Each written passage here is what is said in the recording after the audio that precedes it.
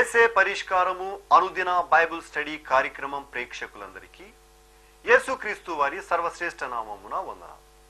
ప్రభువునందు ప్రియ దేవుని బిడ్డలారా, నేటి దినము డాక్టర్ కారుపాటి శాంతిసాగర్ గారి ద్వారా బైబిల్ స్టడీలోని వాక్య ధ్యానమును ద్వితీయోపదేశ కాండము నుండి ధ్యానం చేసుకుందాము. మీరందరూ బైబిల్తోనూ నోట్బుక్తోనూ సిద్ధపడి ఉంటే డాక్టర్ కారుపాటి శాంతిసాగర్ గారు ప్రార్థన చేసి ఈ దినపు వాక్య పరిచర్య చేస్తారు. ప్రభువునందు ప్రియ దేవుని బిడ్డలారా, ఈ రాత్రికాలపు వాక్య భాగము కొరకు సహకారాన్ని ఇస్తున్న కుటుంబము టైటస్ నగర వాస్తవ్యులు వినుకొండ యోహాను గారు, నవరత్నం గారు, కుమారులు శ్యామ్ ప్రసాద్, అనంత కుమార్, కుమార్తె శ్యామలా కుమారి, అల్లుడు రమేష్, మనుమరాలు హాసిని, సుమతి సహాయం చేస్తున్నారు. ఈ కుటుంబాన్ని ప్రభువు దీవించినట్లు ప్రార్థిద్దాం. రేపటి నుండి మాసాంతము వరకు ఎపిసోడ్ సహకారులు కావాలను ప్రభువు అనుగ్రహించేట్లు ప్రార్థించండి. ప్రార్థన. మమ్మను మిక్కిలుగా ప్రేమిస్తోన్న మా ప్రియ ప్రభు, మీకు కృతజ్ఞతలు. ఈ రాత్రి మీ పాదాల చెంతకొచ్చి విజ్ఞాపన చేస్తున్నాము. యోహాను గారు, నవరత్నం గారు, వారి బిడ్డలు, వారి కుటుంబ సభ్యులను దీవించండి. ఎపిసోడ్ సహకారం ఇచ్చిన ఈ కుటుంబాన్ని ఆశీర్వదించండి. నూతన ఎపిసోడ్ సహకారులను మీరు పంపించండి ప్రభు. ఘనత, మహిమ, ప్రభావాలు మీరే పొందండి. మా రక్షకుడైన యేసయ్య ద్వారా అడుగుచున్నాము తండ్రి, ఆమేన్. ప్రభువునందు ప్రియ దేవుని బిడ్డలారా, దయచేసి మీ పరిశుద్ధ బైబిల్ గ్రంథాన్ని తెరవండి. ద్వితీయ ఉపదేశ కాండము 28వ అధ్యాయము 15వ వచనము నుండి వ్రాయబడినటువంటి ప్రాముఖ్యమైనటువంటి వచనాలు. ఈ అధ్యాయము ముగింపుకు 68 వచనాలు ఉన్నాయి. మొదటి 14 వచనాల్లో దీవెనను గురించి వ్రాయబడితే అంతకు మూడంతలు 69 వచనాలు, 15 నుండి 69 వచనాలు, ఇంచుమించు 50 వచనాలు దగ్గరగా కేవలం శాపాన్ని గురించి రాస్తూ వచ్చాడు. విధేయత వలన దీవెన, అవిధేయత వలన శాపము. శాపము అంటే ఏమిటి? దేవుని శిక్షకు పాత్రులవటం, దేవుని చేత తీర్పు తీర్చబడటం, నశించు మార్గములో ఉండటం, నశించిపోవటం, దేవునికి దూరం అయిపోవటం, అదే శాపం. చూడండి, పర్మనెంట్ సెపరేషన్. శాపము అనే పదం పర్మనెంట్ సెపరేషన్. అవిశ్వాసం ఉంచిన వారు ఎడబాటు చెందిన వారుగానే ఉన్నారు. దేవుని యందు విశ్వాసం ఉంచిన వారు ఆయన సంబంధులు, ఆయనతో ఉంటారు. దేవుని యందు అవిశ్వాసం ఉంచిన వారు, దేవుని మాట యందు అవిశ్వాసం ఉంచిన వారు శాపగ్రస్తులు ఉంటారు. మొట్టమొదట ఆది మానవుడు ఆదాం గారు దేవుని మాటను నమ్మలేదు. భార్య మాట విని అపవాదికి లోబడ్డాడు. దాని కారణంగా అతని సంతానమైన మానవులందరూ కూడా శాపగ్రాహ్యులయ్యారు, శాపగ్రస్తులుగా ఎంచబడ్డారు. వారిని రక్షించడానికి దేవుడు స్వయంగా నరావతారిగా వచ్చి తాను మనందరి కొరకు శాపగ్రాహి అయ్యాడు. ఆయన మన నిమిత్తం శాపంగా మారాడు. ఆయన మన నిమిత్తం పాపముగా మారాడు. యేసు పాపి కాలేదు, పాపముగా ఎంచబడ్డాడు. రోమాపత్రిక 8వ అధ్యాయం 3వ వచనం చెప్పింది ఏమిటంటే, పాప శరీరపు ఆకారంతో యేసుక్రీస్తుని ఈ లోకానికి పంపాడు దేవుడు. ఆయన శరీరంలో పాపం లేదు, ఆకారం మాత్రం మన శరీరం వంటిది. అబ్రహాము సంతానం వంటి సంతానం యొక్క స్వభావాన్ని, శరీరాన్ని ధరించాడు. కనుక మనము శాపగ్రస్తులు అయ్యాం గనుక పాపాన్ని బట్టి, ఆయన పుణ్యకార్యమును బట్టి మనం ఆ శాపం నుండి విడుదల పొందే అవకాశం ఉంది. ఇశ్రాయేలు జనాంగానికి ధర్మశాస్త్రంలో అవిశ్వాసం ఉంచినందున చేసే క్రియలను బట్టి వారిని శాపగ్రస్తులుగా గుర్తించటానికి మనుషులకు వీలయ్యేటట్లు ధర్మశాస్త్రం రాయబడింది. మనుషులు మరొక మనిషిని చూచినప్పుడు ఇతడు శాపగ్రస్తుడు అనేది ఎలా చెప్పగలుగుతాడు? అతని క్రియను బట్టి. అతని క్రియ వెనకాల అతని ఉద్దేశం ఉందే, దానిని దేవుడు చూస్తున్నాడు. దానిని బట్టి దేవుడు తీర్పు తీరుస్తాడు. మనుషులైతే సాక్ష్యం దేనిని బట్టి చెబుతారు? అతని క్రియలను బట్టి చెబుతారు. ఒక వ్యక్తిని మంచివాడు అనాలంటే మనుషులకు ఎలా చేతవుతుందంటే క్రియలు పరిశీలించినప్పుడు చేతవుతుంది. కానీ దేవునికి క్రియలతో పని లేదు.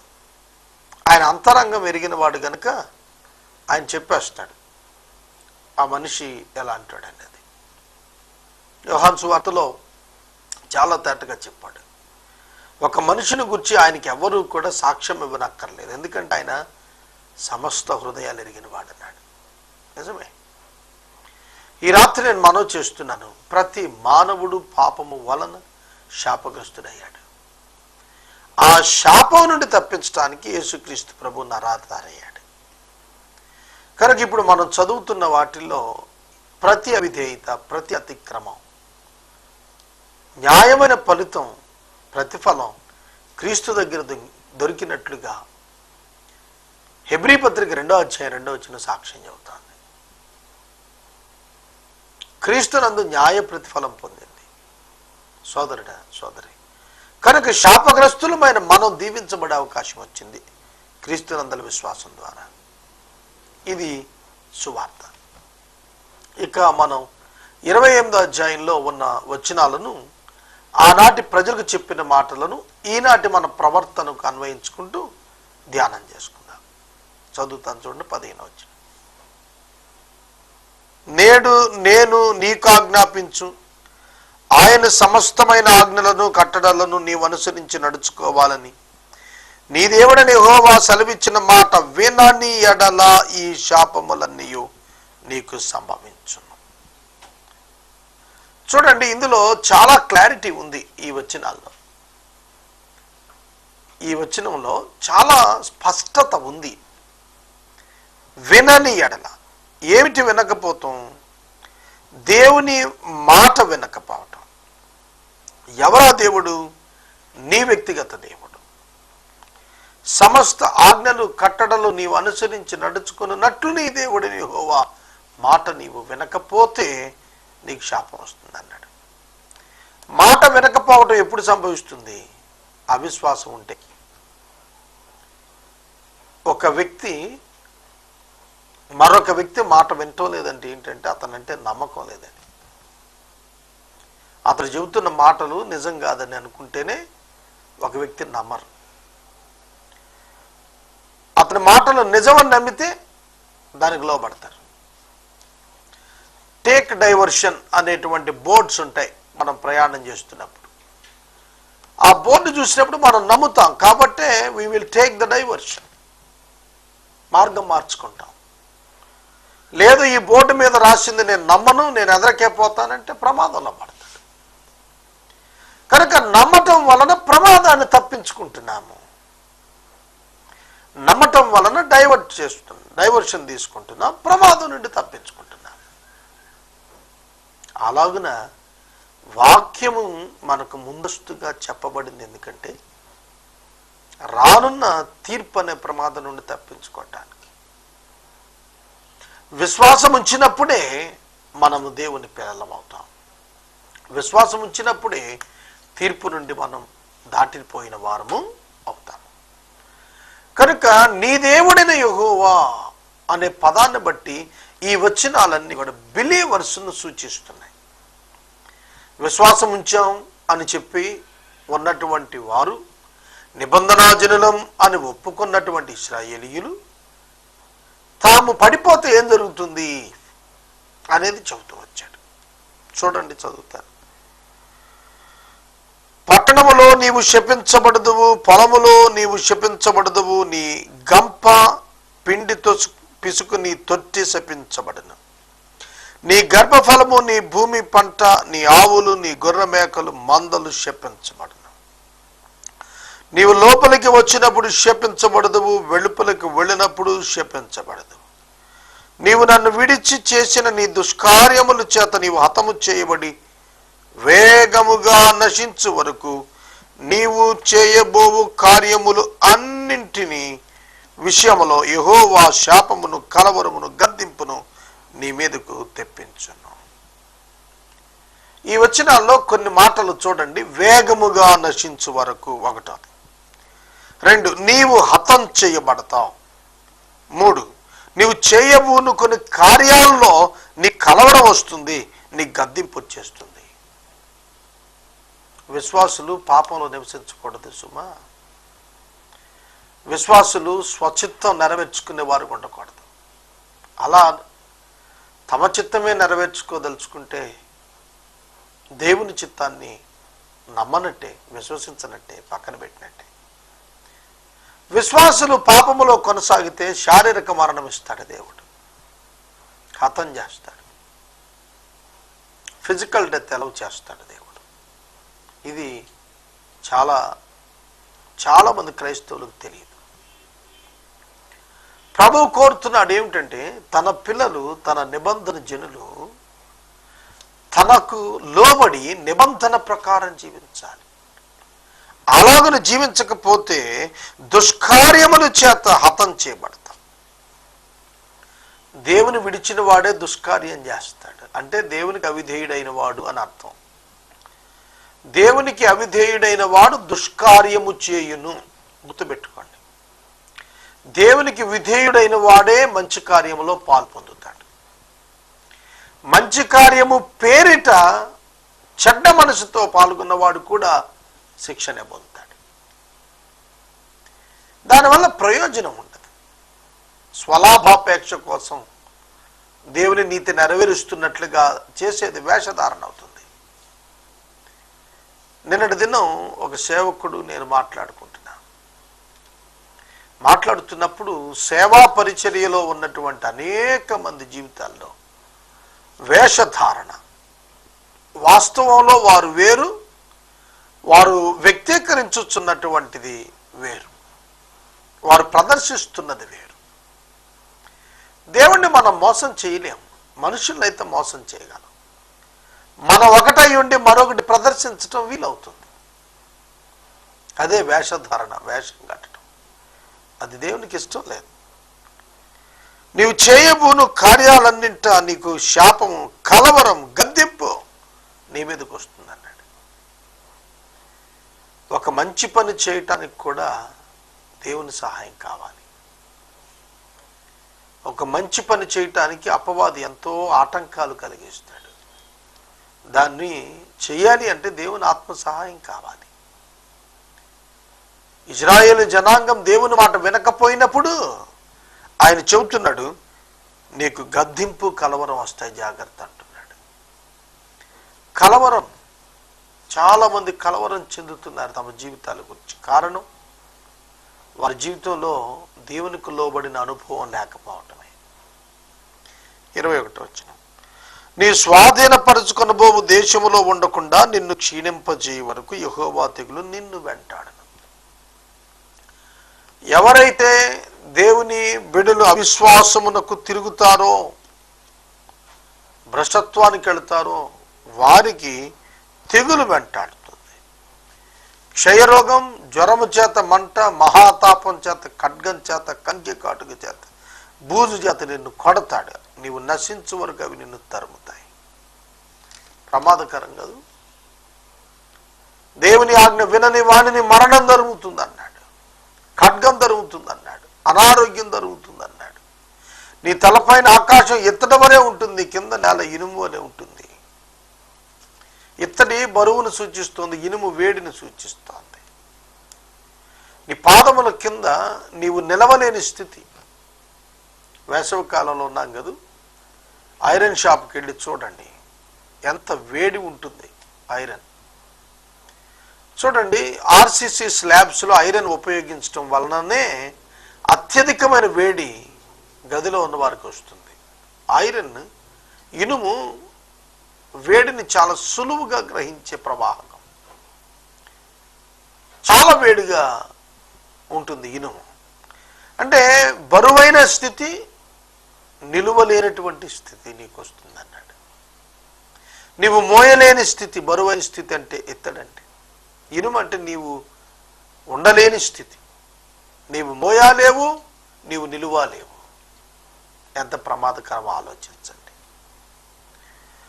యెహోవా నీ దేశపు వర్షమును ధూళిగాను బుగ్గిగాను చేస్తాడు. నీవు నశించు వరకు అది ఆకాశం నుండి నీ మీదకి వస్తుంది. యెహోవా నీ శత్రువుల ఎదుట నిన్ను ఓడించును. ఒక్క మార్గమున వారి ఎదుటకు బయలుదేరి నీవు 7 మార్గముల వారి ఎదుట నుండి పారిపోయి నీవు భూరాజ్యములన్నింటిలో ఇటు అటు చెదరగొట్టబడతావు. దీవెనలు చెప్పినప్పుడు శత్రువులు నీ మీదకు వస్తే వారు ఒక దిక్కుగా వచ్చి 7 దిక్కులకు చెదిరిపోతారన్నాడు. శత్రువులందరూ ఐక్యంతో ఒక దారిన వచ్చినా, ఒక్కసారిగా మీదకు వచ్చినా, దీవించబడిన వ్యక్తి, విధేయత కలిగిన వ్యక్తి విషయంలో 7 దారులు పారిపోతారన్నాడు. కానీ ఇక్కడ 7 దారుల్లో వచ్చినా ఒక్కసారి మీద పడతారనేది చెబుతున్నాడు. నీవే వారి ఎదుట పారిపోతావు 7 దారుల. అవిధేయుడైన వానికి, అవిధేయులైన వారికి పట్టిన గతే పడుతాను. గుర్తెరగండి, దేవుడు న్యాయవంతుడు, పక్షపాతి కాడు. నీ కళేవరము సకలమైన ఆకాశ పక్షులకు, భూజంతువులకు ఆహారం అవుతుంది. వాటిని బెదిరించే వాడెవడు ఉండడు. ఈ పదం చెప్పినప్పుడు ఇశ్రాయేలీలకు నిద్ర పట్టలేదేమో. ఆ జంతువులు నీ శరీరాన్ని పీకు తినేస్తాయి. వాటిని తోలేవాడుండడు, నిన్ను భూస్థాపితం చేసేవాడుండడు అని. భూస్థాపితం చేయబడినటువంటి వ్యక్తులను గురించి యోబు గారు చెప్పాడు. అటివాడు పిండముగా తల్లి గర్భంలో ఉండగానే రాలిపోతే బాగుండేది అన్నాడు. సరైనటువంటి దాన సంస్కారం జరగకపోతే ప్రయోజనం ఏమిటి? భూస్థాపితం లేకపోతే ఆ వ్యక్తి పాత నిబంధనలు ఎంతో తీవ్రమైనటువంటి క్షోభకు గురయ్యే పరిస్థితిలో ఉన్నవాడుగా లెక్కించాలి. యెహోవా ఐగుప్తు పుంటి చేతను, మూలవ్యాధి చేతను, కుష్టి చేతను, గజ్జి చేతను నిన్ను బాధించును. నీవు వాటిని పోగొట్టుకొన చాలవు. అంటే మందులు పనిచేయవు అన్నమాట. Doctors cannot help you, medicines cannot heal you. అలాంటి రోగాలను ఇస్తానన్నాడు. ఇవాళ చాలామంది తమకు వస్తున్న రోగాల నుండి విడుదల పొందజాలకున్నారు. వైద్యులు సహాయం చేయలేకపోతున్నారు. సమ్ డిసీజెస్, కొన్ని రోగాలు డయాగ్నోసిస్ చేయలేకపోతున్నారు. ఇక డయాగ్నోస్ కాకపోతే వైద్యం ఏం జరుగుతుంది ఆ వ్యక్తికి? కనుక దేవుడు శాపం ఇచ్చినప్పుడు he cannot find any medicine for him. కనుక అతడు తన కొరకు ఏమీ మందు సాధించుకోలేడు, నెమ్మది పొందుకోలేడు. దేవుడే చేయాలి. దేవుడు ఇచ్చిన శాపం దేవుడు తీసేయాలి, లేకపోతే సక్సెస్ కాలేడు. మానవుడు తనంతట తాను మేలు చేసుకోలేడు. వెరితనము చేత, గుడ్డితనము చేత, హృదయ విస్మయం చేత యెహోవా నిన్ను బాధించును. ఈ పదం ఒకసారి అండర్లైన్ చేసుకుంటారా? యెహోవా నిన్ను బాధించును అనే పదం. యెహోవా బాధించటం ఏమిటి? దేవుడు ప్రేమ గలవాడు కదా అని అంటారా? దేవుడు ప్రేమ గలవాడు, at the same time he is just. ఆయన న్యాయం కలిగిన వాడు, ఆయన న్యాయవంతుడు. ఆయన ప్రేమను బట్టి క్షమించేవాడైతే న్యాయాన్ని బట్టి శిక్షించేవాడు. పాపులకు ఆయన తీర్పు తీర్చాలి, ఎందుకంటే ఆయన న్యాయవంతుడు. యథార్థత విడిచి పాపములో పడిపోయిన వారికి ఆయన తీర్పు తీర్చాలి, లేకపోతే ఆయన న్యాయవంతుడు కాకపోతాడు. వెర్రితనం, గుడ్డితనం. వెర్రితనం అనేది అది బ్రెయిన్కి సంబంధించినటువంటిది. ఇమ్మెచ్యూరిటీ, అవగాహన రాహిత్యం, అర్థం కాకపోవటం, విషయ పరిజ్ఞానం లేకపోవటం, విషయాన్ని గ్రహించలేకపోవటం వెర్రితనం. గుడ్డితనం, పరిస్థితులను గుర్తించలేకపోవటం, వివేచించుకోలేకపోవటం, తన నష్టానికి తాను కారకుడైపోవటం గుడ్డితనం అంటే. కనుక ఇవన్నీ కూడా యెహోవా నిన్ను బాధిస్తాడు. అప్పుడు గుడ్డివాడు చీకటిలో తడుములాడు రీతిగా నీవు మధ్యాహ్నమందు తడుములాడదు. నీవు మధ్యాహ్నమందు తడుములాడదు. గుడ్డివాడు తడుములాడుతున్నట్టు మధ్యాహ్నాన్ని తడుములాడుతావంటే you will lose your sight. Physical sight కాదు. అంటే తాను చేస్తున్నది తనకు అర్థం కాకపోవటం, తాను నడుస్తున్న మార్గం తనకు తెలియకపోవటం, తన గమ్యం తాను ఎరగకపోవటం. ఎంత ప్రమాదకరం ఇది! ఆధ్యాత్మిక అంధకారం, హృదయమున అంధకారం. కనుక అట్టివాడు తన మార్గాన్ని వర్ధల్ల చేసుకోలేడు కదా. నీవు హింసించబడతావు, నిత్యము దోచుకోబడతావు. నిన్ను తప్పించువాడు ఎవడు ఉండడు. నిన్ను తప్పించేవాడు ఉండడు. నీకు అయినవాడు అంటే ఎవడు ఉండడు. నీ స్నేహితుడు ఉండడు. ఎవ్వరూ లేకపోవటం ఎంత దౌర్భాగ్యం. తన తోడివారు, తన స్నేహితులు, తన బంధువులు, తన కుటుంబం అంతా అతను విడిచిపెట్టేస్తారన్నాడు. ప్రియమైన దేవుని బిడ్డలారా, నరుడు ఒంటరిగా ఉండటం మంచిది కాదని ఎంచే కదా వివాహ వ్యవస్థ, సంతానం దీవించబట్టు వివరించాడు. మరలా తిరిగి ఒంటరి జీవితం. ఒంటరితనం మనిషిని కృంగదీస్తుంది. తన శ్రమలో ఆదుకునేవాడు లేకపోవడం, తన శ్రమలో ఒంటరి జీవితం, నిరీక్షణ లేని బ్రతుకైపోతుంది అతనిది. దేవుని యందు విశ్వాసం ఉంచకపోతే అటువంటి దుర్గతి ఉంది.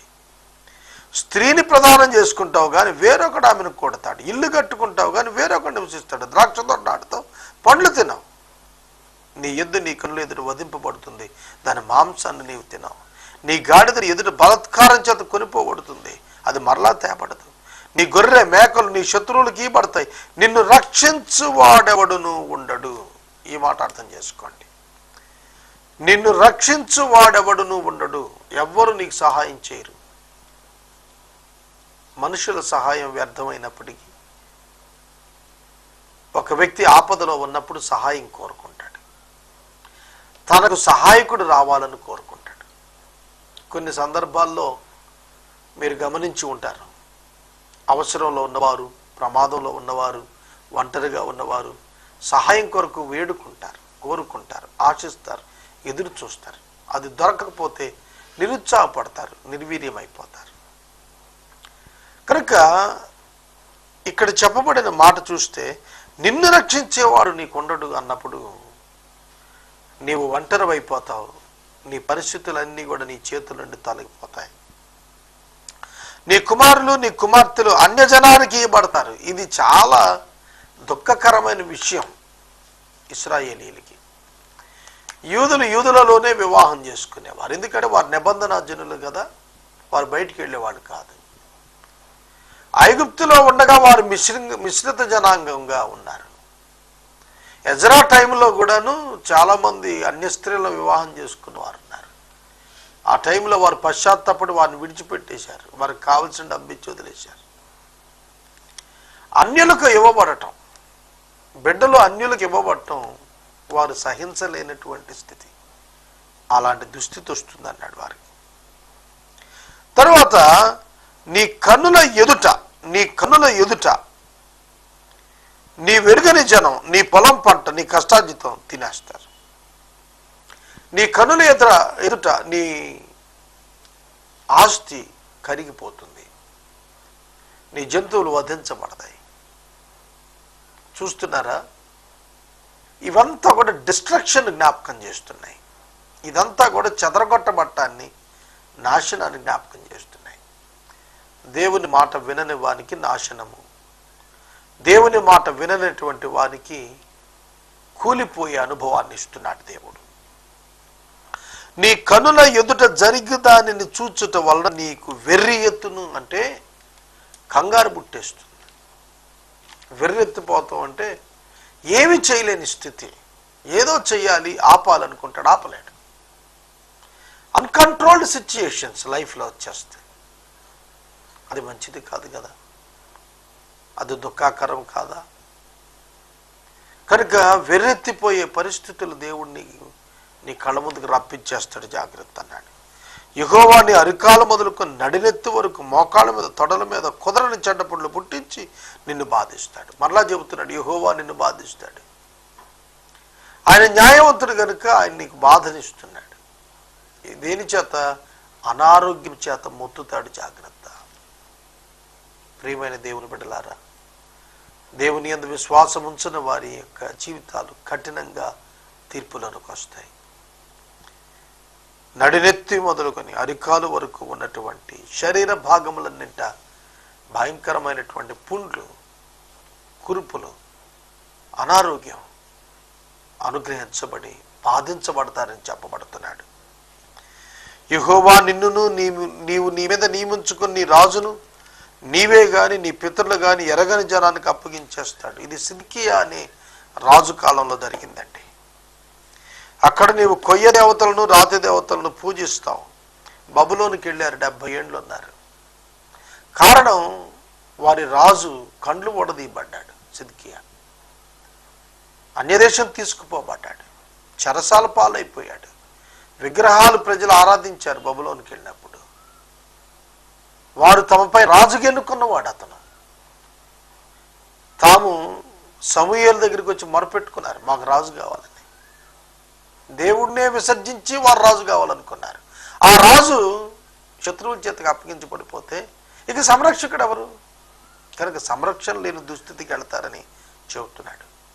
ఈ రాత్రి నేను ఇక్కడ వాక్యాన్ని ముగిస్తున్నాను. సంరక్షణ లేని దుస్థితికి వెళ్ళకూడదనగా క్రీస్తునందు విశ్వాసం ఉంచాలి. ఈ రాత్రి ఎపిసోడ్ సహకారి టైటస్ నగర్ వాస్తవ్యులు వినుకొండ యోహాను గారు, నవరత్నం గారు, శ్యామ్ ప్రసాద్, అనంత్ కుమార్, శ్యామలా కుమారి, రమేష్, హాసిని, సుమతి గారు సహకరిస్తున్నారు. ఈ కుటుంబాన్ని ప్రభువు దీవించినట్లు ప్రార్థిద్దాం. ఎపిసోడ్ సహకారాలు కావాలి, ప్రార్థించండి. మనము ఇంతవరకు డాక్టర్ కారుపాటి శ్యామ్ సాగర్ గారి ద్వారా బైబిల్ స్టడీలోని వాక్య ధ్యానమును ద్వితీయోపదేశ కాండము నుండి ధ్యానం చేసుకున్నాము. ఈ కార్యక్రమం ద్వారా మీరు పొందుకునుచున్న ఆత్మీయ మేలులు ఒక ఉత్తరం ద్వారా మాకు తెలియచేయండి. మీ ప్రార్థనా మనవులు మాకు తెలియచేస్తే ఏసే పరిష్కారం కార్యాలయంలో ఏర్పాటు చేసిన ప్రత్యేక ప్రార్థనా శిబిరంలో మీ కొరకు ప్రార్థిస్తాం. మీ కుటుంబ పక్షముగా ఒక ఎపిసోడ్ ప్రసారం చేయాలనుకున్నారు మాకు తెలియచేస్తే మా సిబ్బంది మీ గృహాలను దర్శిస్తారు. ముగింపు ప్రార్థన ఆశీర్వాదాలతో ఈ కార్యక్రమాన్ని ముగించుకుందాం.